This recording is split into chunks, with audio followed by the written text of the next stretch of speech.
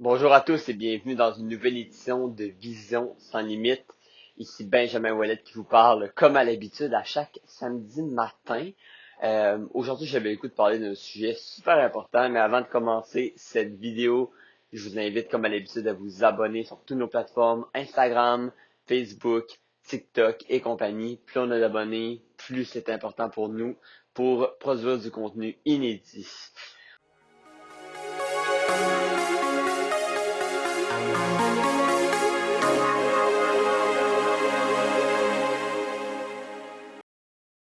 Aujourd'hui, le sujet est assez intéressant et pas mal à la mode des tendances actuelles, qui est quoi?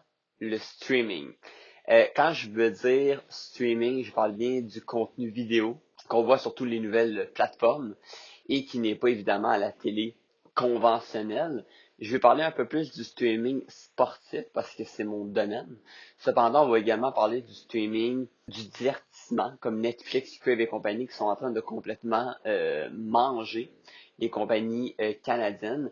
Et vous allez voir à travers ce que je vais vous dire que on est en 2025. Dans les 3, 4, 5 prochaines années, tout, absolument tout la mode du divertissement va changer de manière drastique.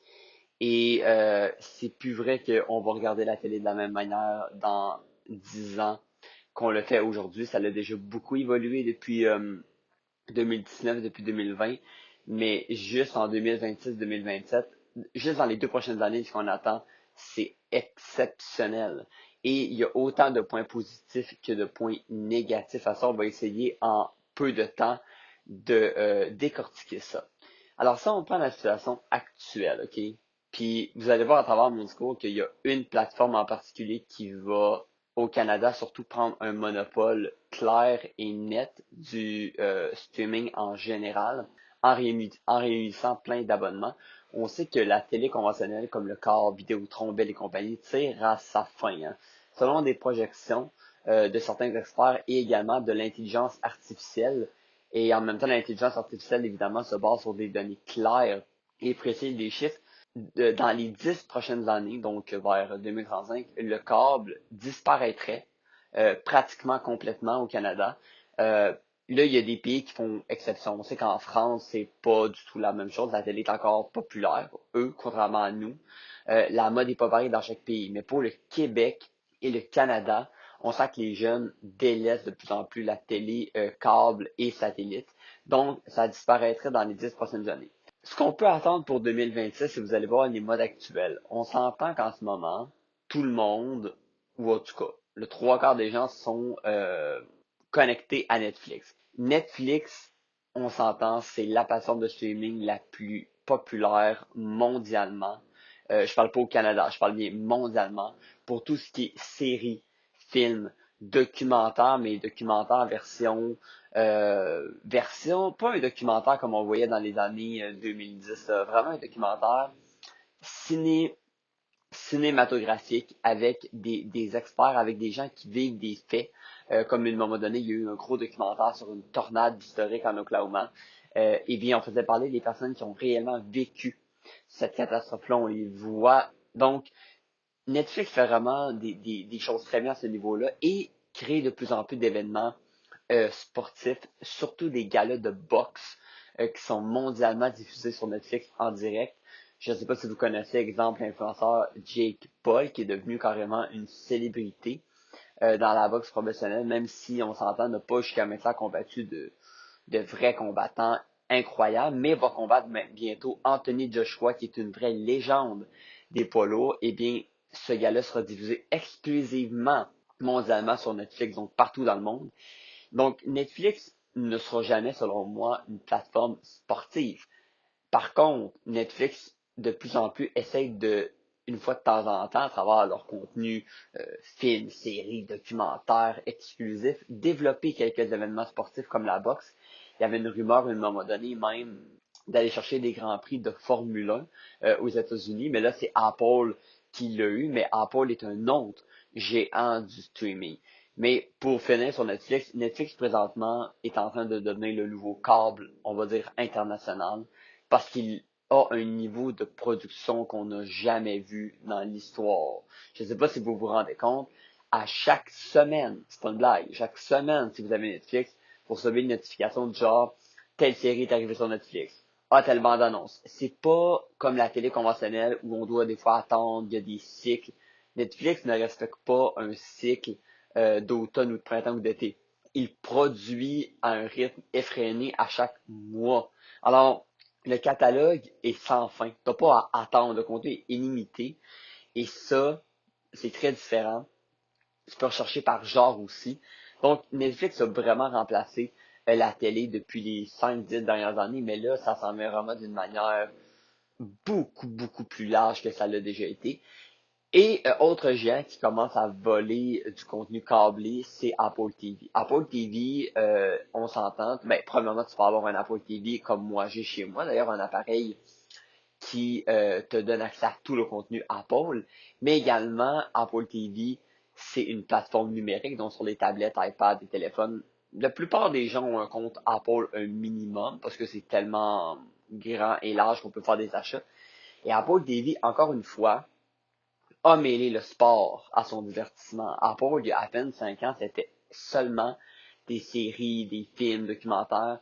Ben, rappelez-vous, quand on a décidé d'acheter la MLS du côté d'Apple au niveau international, on a les droits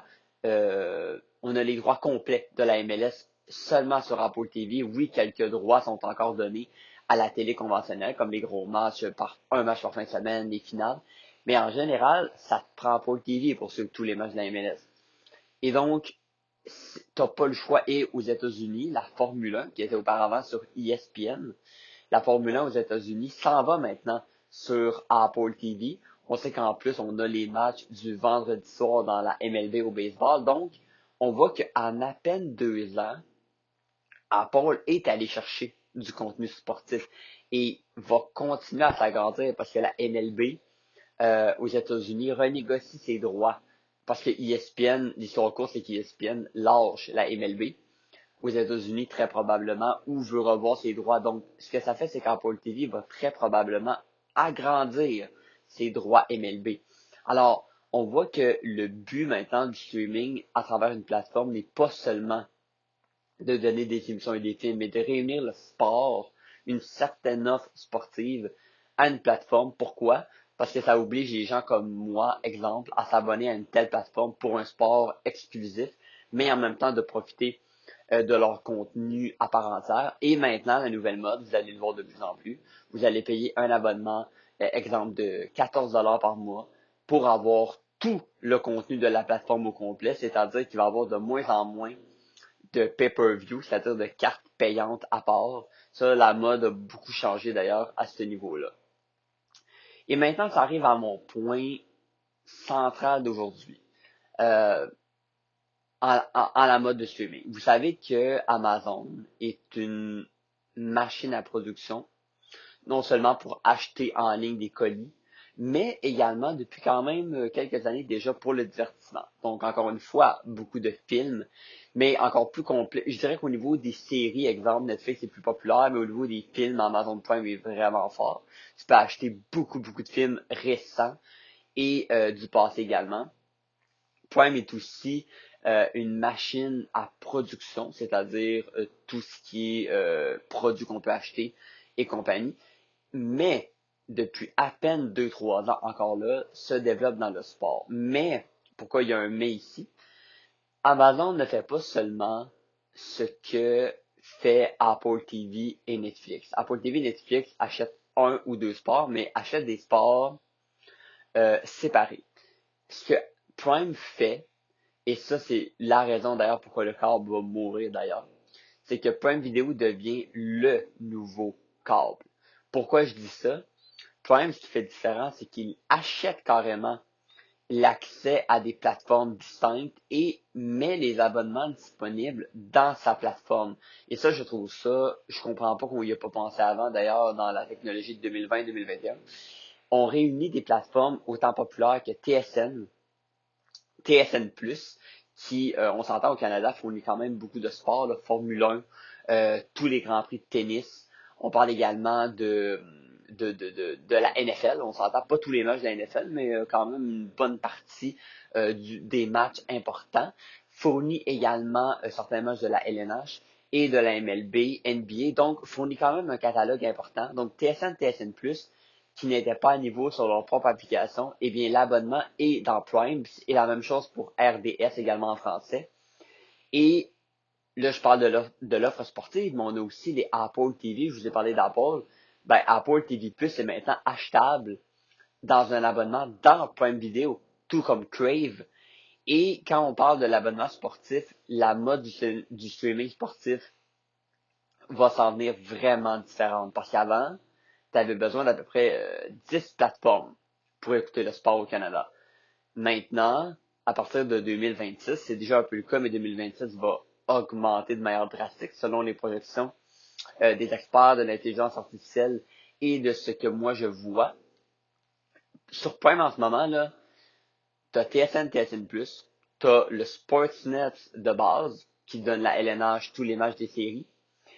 Les Blue Jays également qui ont été en finale cette année, ben, tous leurs matchs sont sur Sportsnet de base, donc dans Prime c'est accessible. On parle de Apple TV, donc tous les matchs de la MLS, qui sont maintenant, parce que ça, je parlais qu'il va y avoir moins de pay-per-view, Apple va enlever le MLS Season Pass euh, supplémentaire dans l'abonnement Apple, donc va arriver dans Prime en même temps. Et on parle de MLB TV également sur Prime, ce qui vous donne tous les matchs hors marché de la MLB, donc pas juste les matchs importants. Et donc là, je vous ai parlé d'MLB TV, TSN, Sportsnet, DAZN également. Pour les gens qui ne connaissent pas DAZN, DAZN, c'est une très vaste liste d'événements également. Tous les matchs de la NFL sont sur DAZN. Du college sport, donc du football et basket universitaire depuis peu longtemps, mais ça rajoute du contenu à TSN+, qui avait déjà les gros matchs de football universitaire et autres. Donc DAZN vient maintenant sur Prime avec toute la Ligue des champions de soccer, les grandes ligues de soccer, la boxe.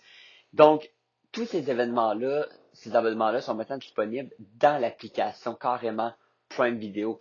Ça change vraiment la dynamique parce que maintenant, vous allez le voir de plus en plus, vous allez pouvoir quasiment tout regarder sur une seule application. Quand vous regardez un sport, par exemple, je sais pas, moi, vous regardez un match de baseball, justement, ben, au lieu de fermer la vidéo, comme avant c'était le cas, ben, vous allez seulement pouvoir descendre avec une petite flèche, vous allez descendre et vous allez voir à travers Prime Video tout, absolument tout, les sports qui sont en direct dans votre liste parce que Prime regroupe tous vos abonnements sportifs dans la même superficie vidéo. Donc, ce qui donne que votre menu pourrait atteindre à peu près 80 à 100 vidéos en un clic. Et là, je vous ai parlé de 2025, ce qu'il y a en ce moment MLB TV, DAZN, TSN et compagnie. Pour les fans de sport qui me regardent, 2026, vous pouvez être excités, très excités, parce que ce qu'on prévoit sur Prime Video en 2026, c'est premièrement le NBA League Pass qui va arriver, c'est sûr à 100%, dès l'automne 2026. Prime a déjà annoncé au Canada un grand partenariat avec la NBA. Donc, je vous ai parlé que vous aviez tous les matchs de la MLB hors marché. Ben là, ça va être la même chose pour la NBA. Dans Prime Video, pas besoin d'aller dans l'application séparée de la NBA à partir de 2026. De l'automne, oui, 2026, octobre donc. Et deux autres rumeurs qui ne sont pas officielles, mais qui pourraient tomber assez rapidement. Premièrement, les services UFC Fight Pass, si vous êtes un fan de combat, je vous ai parlé de boxe tantôt qui était sur Netflix, DAZN et compagnie, mais l'UFC Fight Pass présentement est à part. Donc vous avez UFC Fight Pass sur l'application officielle, TVA Sport en français et Sportsnet, l'autre plateforme Sportsnet en anglais qui donne les galas Fight Night. Mais la rumeur, c'est que Prime Video, à partir de probablement l'été 2026, fournirait le UFC Fight Pass directement dans Prime Video également. Et ce qui rend ça plausible, c'est que l'UFC de plus en plus cherche à aller dans la plateforme de streaming la plus à la mode dans les différents pays. Ils ont vendu l'UFC à Paramount Plus aux États-Unis pour l'année 2026, ce qui force à croire qu'au Canada, c'est pas Paramount Plus qui est full populaire, c'est Amazon Prime. Et l'UFC a déjà dit que Prime était une possibilité. Donc, je ne serais vraiment pas surpris, selon les projections actuelles, que l'UFC Fight Pass soit sur Prime Video. Et ce que ça donnerait, parce que là, les gens vont me dire, oui, mais ils peuvent pas parce que TVA Sport et Sportsnet ont les droits. Ce qu'il faut comprendre, c'est que Sportsnet, les droits qu'ils ont, et ça, c'est la nouvelle mode avec le streaming, Sportsnet, à la télé conventionnelle, oui, ont les galas gratuits, donc les Fight Night, on va dire aux États-Unis et au Canada. Ils ont également les UFC payants qu'on peut acheter dans leurs applications. Par contre, ils n'ont pas le contenu UFC Fight Pass, donc pas les reprises, pas les archives. Ils n'ont pas les galas Fight Night, exemple, qui sont en Europe.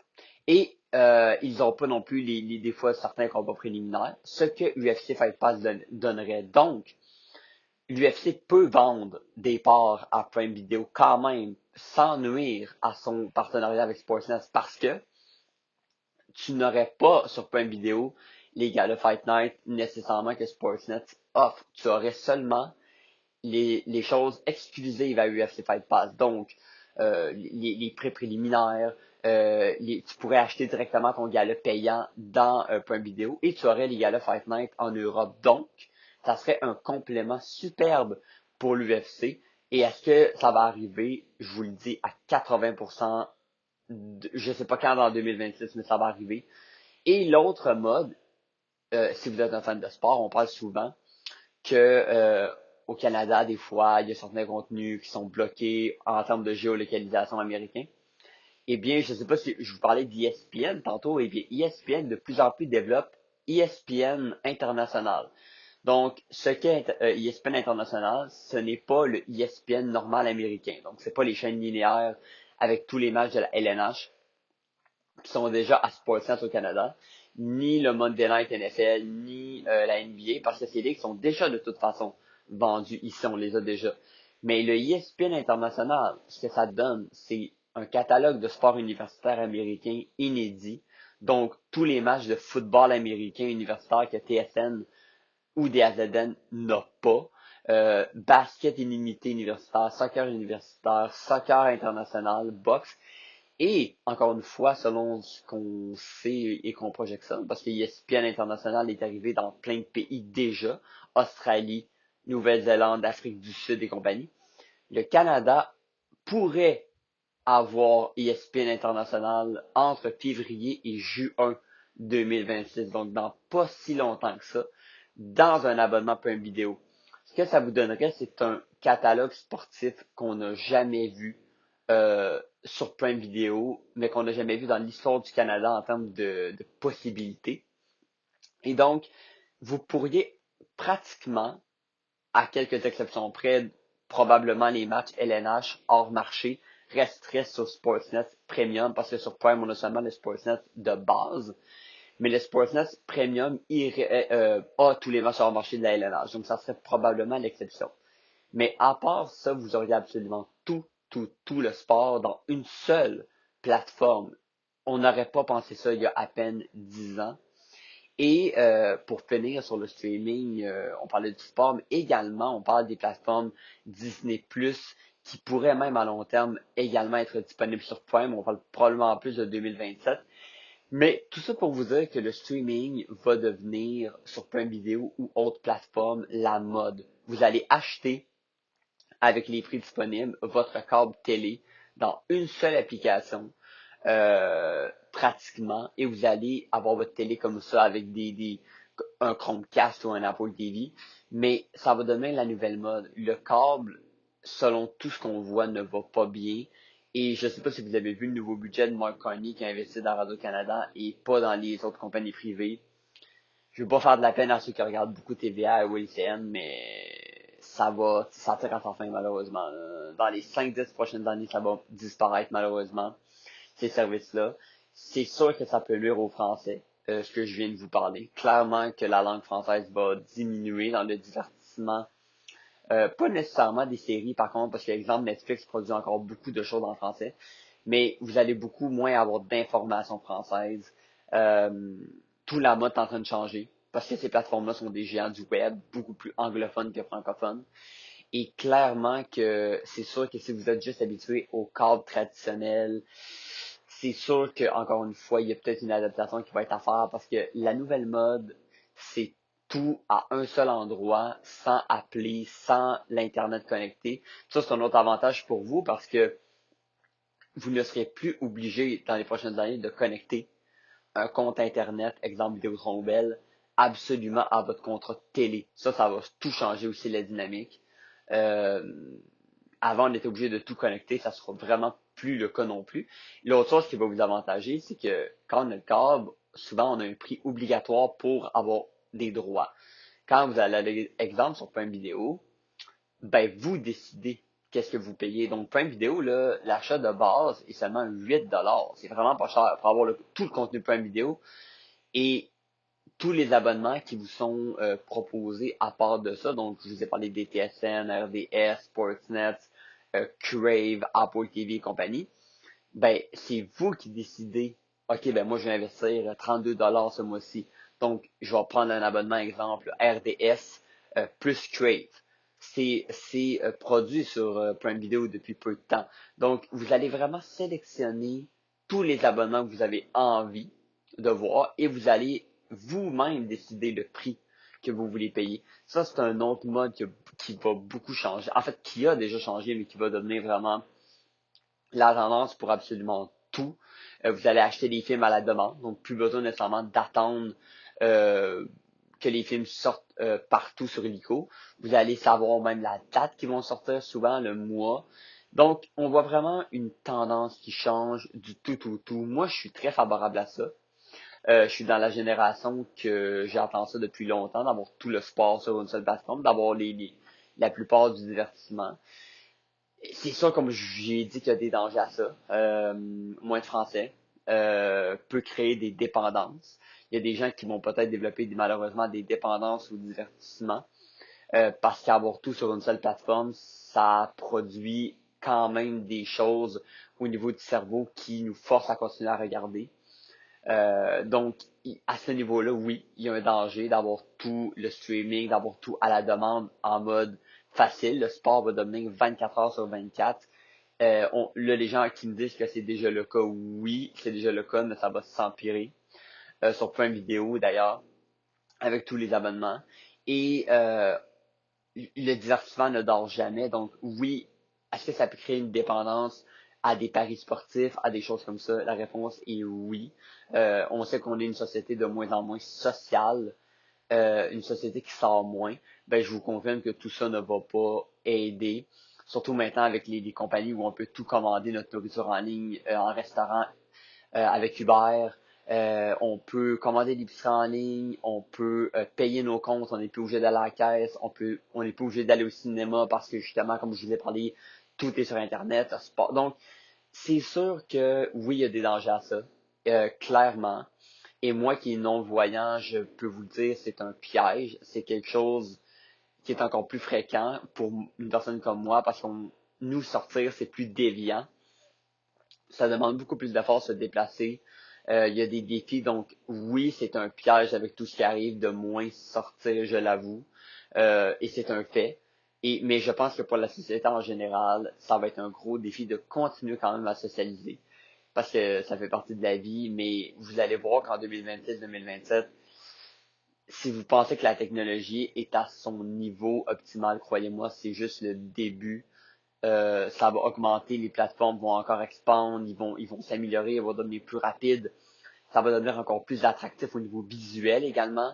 Donc, préparez-vous parce que la vague de changement drastique s'en vient. L'argent va devenir pratiquement seulement électronique aussi d'ici les 10 prochaines années, 5 même prochaines années. Il y a beaucoup de choses qui changent. Moi, je vois ça moi, je vois ça bien. Je trouve que c'est excellent. Mais clairement que pour certaines personnes, ça va engranger beaucoup de changements. En plus, avec l'IA, l'intelligence artificielle qui arrive dans les jobs. Et d'ailleurs, dans un prochain épisode, on va parler de l'intelligence artificielle, ce qu'il peut amener et les défis qu'il apporte. Donc, ce sera un sujet de nos prochains podcasts. Merci beaucoup d'avoir été là. C'est toujours un plaisir de lire vos commentaires constructifs également, de m'écrire en privé, de me donner des idées.